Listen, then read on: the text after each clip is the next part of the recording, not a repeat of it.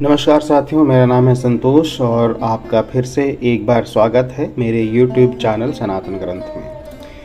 क्या आपने कभी ये सोचा है कि राम को 14 साल का ही वनवास क्यों हुआ था? 10, 12, 13, 11, 17, 18 क्यों नहीं? तो जो वजह थी इसके पीछे, जो कारण था, आज इस वीडियो में उसी विषय में चर्चा करेंगे। चर्चा में आगे बढ़े साथियों, इससे पहले बस हमेशा की तरह मेरा आपसे एक ही निवेदन है कि यदि आप चैनल पर नए हैं तो चैनल को सब्सक्राइब करके बेल आइकन ज़रूर दबाइएगा और अगर वीडियो अच्छा लगे तो एक प्यारा सा लाइक ज़रूर कीजिएगा। तो चलिए आगे बढ़ते हैं। रामायण महाकाव्य सनातन धर्म का एक प्रमुख ग्रंथ है, जिसे अगर धार्मिक, पौराणिक, ऐतिहासिक और दार्शनिक ग्रंथ कहा जाए तो ये बिल्कुल भी गलत नहीं होगा। रामायण के हर पन्ने पर अनेक रहस्य और रोमांच छिपे हुए हैं। रामायण की सबसे बड़ी घटना भगवान राम का वनवास जाना माना जाता है। रामायण के अनुसार माता कैकेयी ने राजा दशरथ से भगवान राम के लिए 14 वर्षों का वनवास मांगा था, जिसके कारण रावण का अंत हो सका। लेकिन क्या आप जानते हैं कि कैकेयी ने राम के लिए पूरे जीवन के बजाय केवल 14 वर्षों का ही वनवास क्यों मांगा? तो इन्हीं पहलुओं पर आज बात करते हैं। राजा दशरथ की तीसरी पत्नी कैकेयी भगवान राम से अपने बेटे भरत से भी अधिक स्नेह करती थी। उन्हें राम से बहुत आशाएं थीं। जब कैकेयी ने राम से 14 वर्षों का वनवास मांगा था, तब सबसे ज़्यादा भरत हैरान हुए थे, क्योंकि वो जानते थे कि माता राम से कितना प्रेम करती हैं। लेकिन आपको जानकर हैरानी होगी कि देवताओं ने कैकेयी से ये काम कराया था। इसके पीछे एक रोचक कथा भी है, और वो ये है कि विवाह से पहले कैकेयी महर्षि दुर्वासा की सेवा करती थी। कैकेयी की सेवा से प्रसन्न होकर महर्षि दुर्वासा ने कैकेयी को एक हाथ वज्र का बना दिया और आशीर्वाद दिया कि भविष्य में भगवान तुम्हारी गोद में खेलेंगे। समय का पहिया चलता रहा और कैकेयी का विवाह राजा दशरथ से हो गया। एक समय स्वर्ग में देवासुर संग्राम आरंभ हो गया। देवराज इंद्र ने राजा दशरथ को सहायता के लिए बुलाया। रानी कैकेयी भी महाराज के रक्षा के लिए सारथी बनकर देवासुर संग्राम में पहुंच गईं। युद्ध के दौरान दशरथ जी के रथ के पहिए से कील निकल गया और रथ लड़खड़ाने लगा। ऐसे में कैकेयी ने कील की जगह अपनी उंगली लगा दी और राजा की जान बचा ली।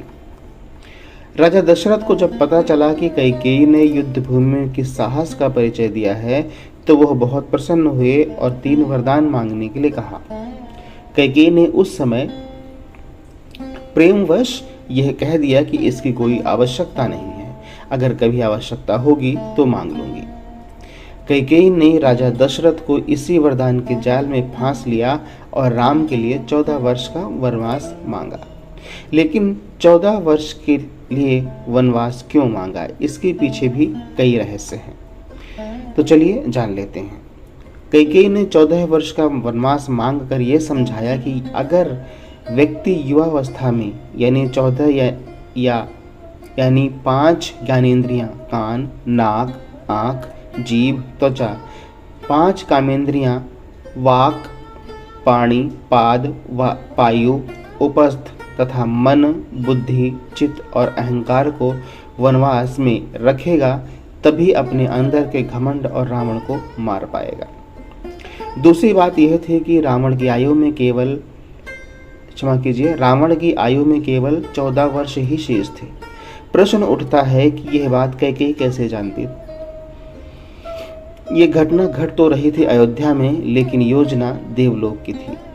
कोप भवन में कोप का नाटक हुआ था। कैकेयी को राम पर भरोसा था, लेकिन दशरथ को नहीं था। इसलिए उन्होंने पुत्र मोह में अपने प्राण गंवा दिए और कैकेयी हर जगह बदनाम हो गई। अजस पिटारी तासु सिर, गई गिरा मति फेर। सरस्वती ने मंथरा की मति में अपनी योजना डाल दी। उसने कैकेयी को वही सब सुनाया, समझाया और कहने को उकसाया जो सरस्वती को करवाना चाहती थी। इसके सूत्रधार स्वयं श्री राम थे। उन्होंने यह योजना तैयार की थी। माता कैकेयी यथार्थ जानती हैं, जो नारी युद्ध में दशरथ के प्राण बचाने के लिए अपना हाथ रथ के धुरे में लगा सकती है, रथ संचालन की कला में दक्ष है, वो राजनीतिक परिस्थितियों से अनजान कैसे रह सकती है। कैकेयी चाहती थी कि मेरे राम का पावन यश 14 भवनों में फैल जाए और यह बिना तप और बिना रावण वध के संभव नहीं था। कैकेयी जानते थे कि अगर राम अयोध्या के राजा बन जाते तो रावण का वध नहीं कर पाएंगे। इसके लिए वन में तप आवश्यक है।